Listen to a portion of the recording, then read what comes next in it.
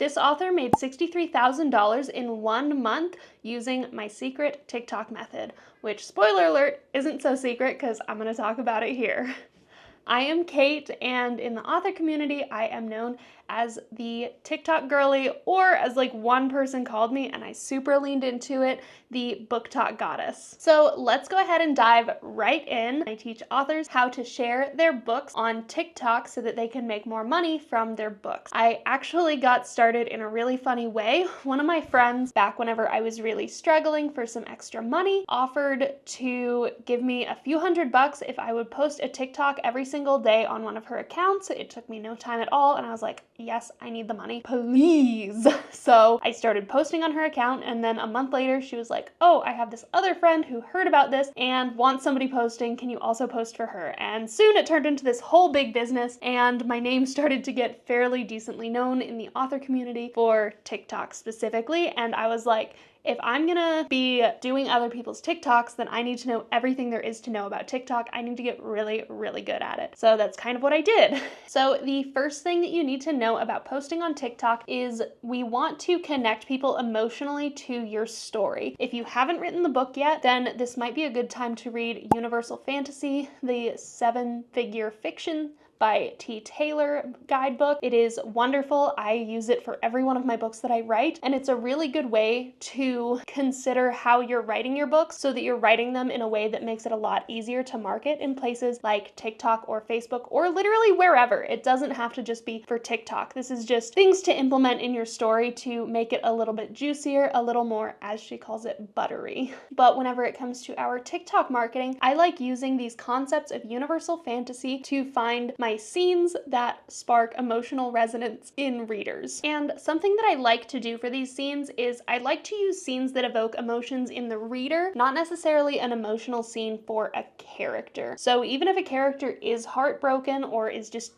feeling bummed out, this might not be a scene that actually makes a reader sad. So there's certain things that I like to appeal to that make readers feel angry or sad for a character, that makes them want to see a satisfying conclusion for this character. One example, I grabbed my copy of Drakus Clan, one of my books. This one has like dragon shifters and stuff. It's kind of a paranormal romantasy type book. Anyway, what I like to use from this book is I have a scene where this girl is sick, she's miserable, she's having a horrible time because she gets seasick really, really bad, and this grumpy dragon shifter who really hates her and has been treating her like garbage ever since they met shows up and is like, hey, I'm here to help. And she's like, listen, I don't want help from anybody who hates me, just leave me alone. And he just like really quietly is like, I don't hate you. I never hated you. And like, that's kind of where she starts to find out that maybe he's actually into her and has repressed feelings and needs therapy, but he's a dragon shifter and has never heard of therapy in his life. So that's the type of scene I like to use, because it's this like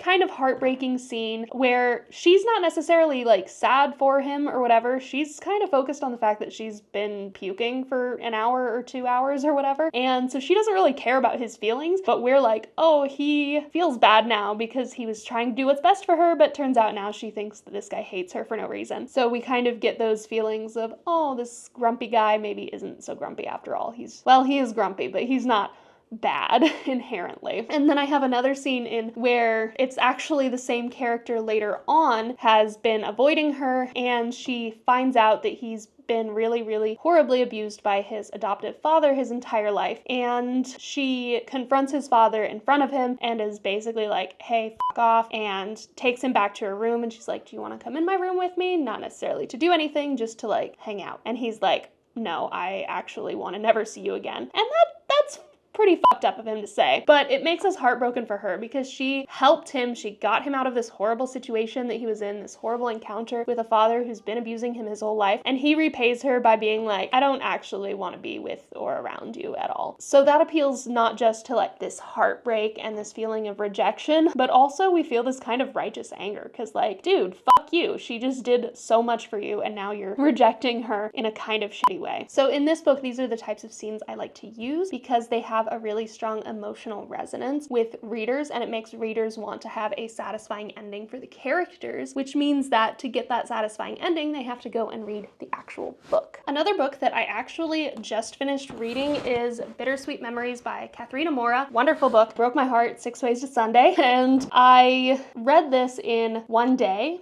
I would say one sitting, but I have a toddler. I can't really read books in one sitting like I used to. But something that's really wonderful about this book, and spoiler alert, if you haven't read the book, this is going to contain spoilers. This is about a couple who is really, really in love whenever they're teenagers, and then the girl gets amnesia and doesn't remember him, and he can't find her after this accident that causes her amnesia. So 5 years later, she shows up again, and he's still deeply in love with her, and he's been trying to find her, and she has no idea who he is. Breaks my heart. A wonderful scene to use from this would be that scene where they first see each other again and he's like, oh, hi, how are you? Are you okay? And she's like, who the fuck is this guy? Because we can go into like how he's like, oh my God, I've been in love with her for years and I've been searching for her and putting all of my blood, sweat, and tears into finding this girl and making sure she's safe, and she has no idea who I am. Also, like, she's dating his brother as well. So, you know, those two things combined, it's like a fucking gut punch to this guy, and it's a wonderful idea of the types of scenes that you can use to appeal to readers and kind of get them like, oh my God, I have to know what happens next. I have to make sure everything is okay. So basically these like rising action scenes where something happens that we want justice for. So those are the types of scenes that I post on TikTok, and I like to post a full scene. I do like 20 to 30 slides worth of content because the second thing that we want to look at with TikTok is longer content, because TikTok's algorithm goes based off of the number of seconds that somebody is watching, not based off of the percentage of a video watched. So if you have a longer video that's say 60 seconds and someone watches it for 30 seconds, sure, they've only watched half of the video. However, they're watching a lot more than if you post a 4-second video that they watch 100% of 1 or 2 times, because that only gives you 8 seconds. So whenever you create this longer content, it gives people a reason to keep watching because they're continuing to flip through these slides. I like to do the ones where it's just like go through at your own pace. Some people call it like photo carousel or photo mode or whatever. I call it slideshows. Doesn't really matter. But I like to do those because people can go through at their own pace. But I use lots and lots of slides so that people keep on scrolling through. Another wonderful thing that works for TikTok that I absolutely love to do, and by love to do, I mean love to avoid, is I do not actually post where the book is available. I will put like the title and the author name in the hashtags or the caption or something most of the time, especially if it is a book that is in my TikTok shop or something, then that's where I'll post, and so you can see the title and the pen name and all of that stuff. However, I don't post you can buy it on Amazon or it's in Kindle Unlimited, because TikTok is going to see this data. They're going to see this in your captions and in your hashtags or whatever, and they're going to say, oh, you're trying to get people off of our app, when TikTok wants people to stay on the app. So I would never include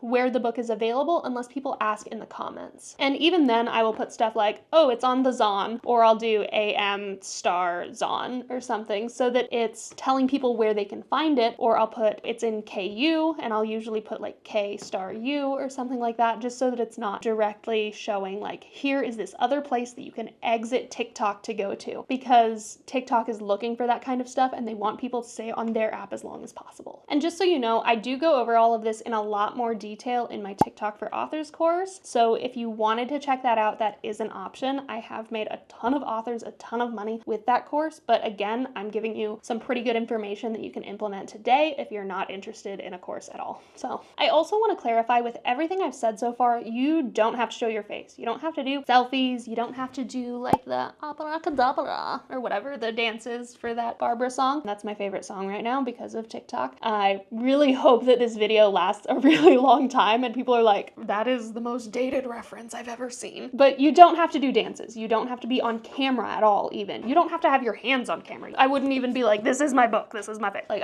I don't have to be on camera. I don't prefer to do camera content because this takes a lot of energy from me, and I like doing my energy making like YouTube videos and stuff like that so that I can help people over a longer period of time. So I like to do like slideshow posts where I use a stock image as the background and just have text over top, or I will make those like really cute aesthetic videos like this one over here. I really like these aesthetic type videos and they're really easy to film. I just pick like a blank wall like this and I put like a plant and then a candle down, and I do a candle so that there's movement with the little flickery flame. That's the word, flame. So I like to do the candle for the movement and then like that, and then maybe like another little planty guy or some trailing plant, whatever. Just a nice clean background that's not too much with the book on there, and then like the text going over it. And I really like using those not just for TikTok, but whenever I shift them over to like Pinterest and Facebook and stuff like that as well. That's the type of stuff I like to do. I don't do face content. I have face content videos about my books, but if you check out my Alexis Pierce,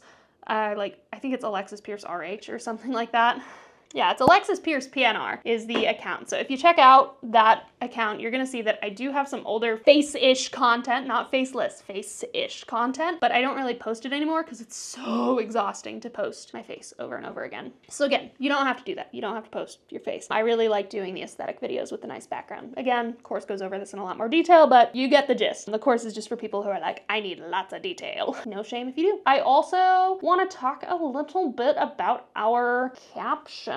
I like our captions section, so I'm going to talk about captions. The wonderful thing about captions is that they can contain this thing called SEO, and SEO seems like a fancy marketing term, but all it means is search engine optimization. Oh shit, that's a lot of words. There's words with multiple syllables in them, but all that shit means is keywords.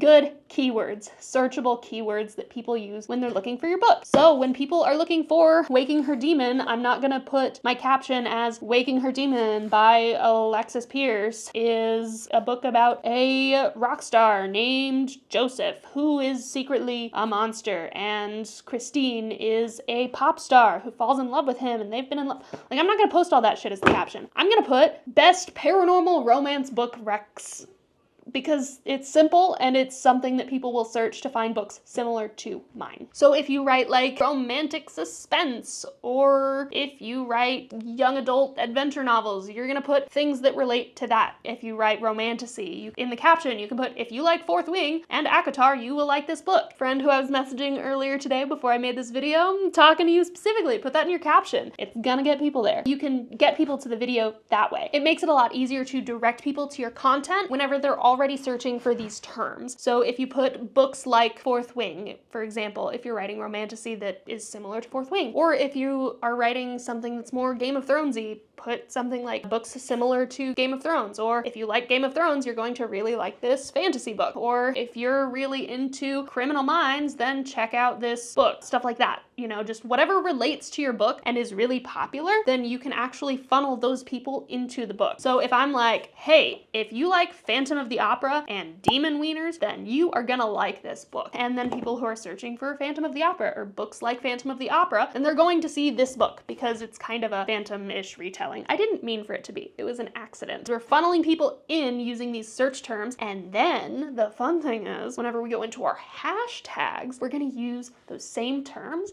and throw them in our hashtags. We're also possibly gonna put our book title and our pen name, up to you whether you want to or not. I tend to. I kind of go in between whether I do or not. We're gonna use those same things. I'm gonna do hashtag Phantom of the Opera. I'm gonna do hashtag romantasy, hashtag paranormal romance books, because remember, I'm using best paranormal romance books. So I'm gonna use hashtag paranormal romance books. I'm gonna use hashtag monster fudger, you know, that kind of stuff. I'm gonna use whatever. And I'm also not gonna use the most popular BookTok audio that's out there, because TikTok has been really cutting down on spicy content, and so that's why whenever I was talking about the types of scenes I use, I didn't mention spicy scenes because I don't use them. My books, this book is like real spicy and kind of fucked up, and I love it so much, but I don't mention the spice in my TikTok account. And if people ask, I'm gonna be like, yeah, is spicy. This book is 20% of this book is spice scenes, and it's not the longest book in the world. So I'm not gonna mention that on TikTok though, because TikTok doesn't need to know. People on TikTok need to know, but TikTok doesn't need to know because I'm not talking about the spicy stuff. Whenever we talk about audio, if a bunch of people are posting their spicy books using a popular BookTok audio, what's gonna happen is there's going to be a lot of community guidelines violations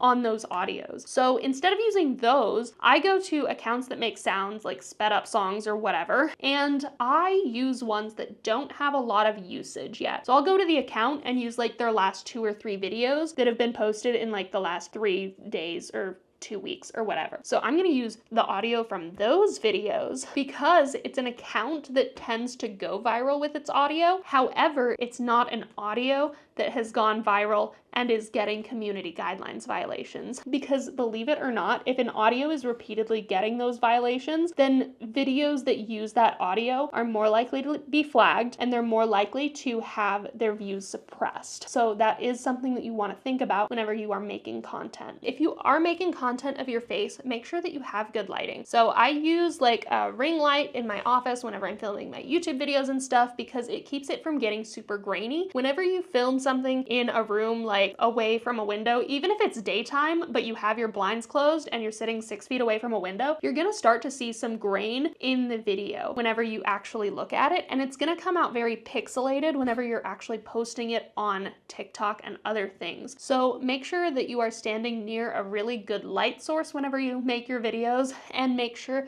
that you also have really good audio quality. Nobody wants audio quality that sounds like this and it's really hard to understand. It has all of this stuff going on. Nobody wants that. So people are going to not watch a video if it's hard to understand the audio. So make sure that your microphone is exposed, that it's not a super windy day, that you don't have 18 toddlers screaming in the background. I only have one toddler screaming in the background and I still struggle.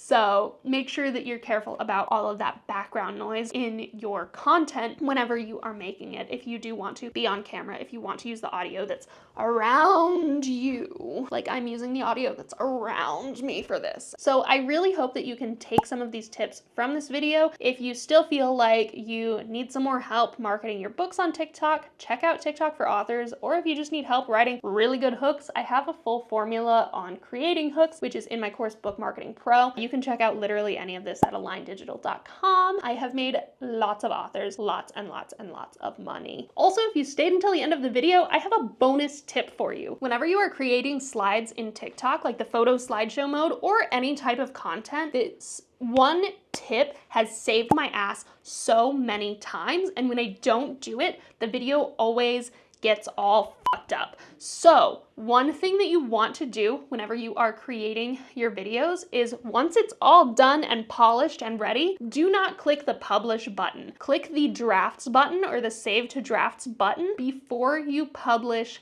the video. Now, this might seem like, hey, why would I do that? It's all done. Whatever. But TikTok has a weird glitch where if you even just like change the audio and then go on and don't save to drafts, sometimes it's going to cut out parts of the video. It's going to unsync the audio if you fix a caption or whatever. It might actually, if you do like the photo slides, it could remove 15 of your 25 slides just out of fucking nowhere. And I know this because it's done it to me. I used to run accounts for dozens of authors and I would have to repost dozens of posts in a single day because at this point I was running so many and doing so much that I was having to redo all these posts, and it got so time consuming and so draining. So make sure that you always save it to drafts before you hit publish. As soon as you save it to drafts, you can go back into your drafts and then open it and click publish. Just don't change anything other than like accepting the audio rights or whatever before you hit publish. And the final thing that I need you to take from this video is to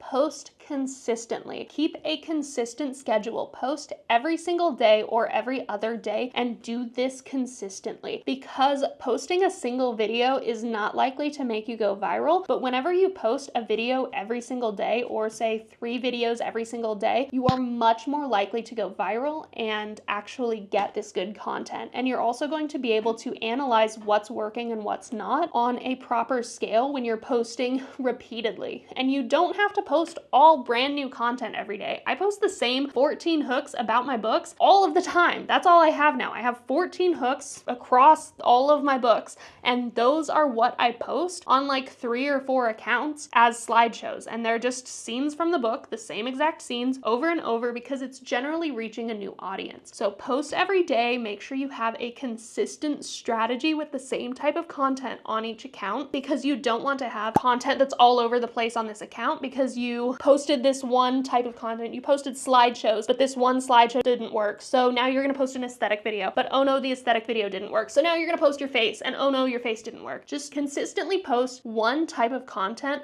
and test it out for, say, a month, and then see what's consistently working, what's consistently not working. Because whenever you have a consistent strategy, that's where you're going to see results. And if you are posting consistently, you're going to start to see extra book sales coming in from TikTok. Whether you're getting 200 views a video or 200,000 views per video, you're going to start seeing more sales from TikTok than if you are not posting at all or if you're posting super inconsistently.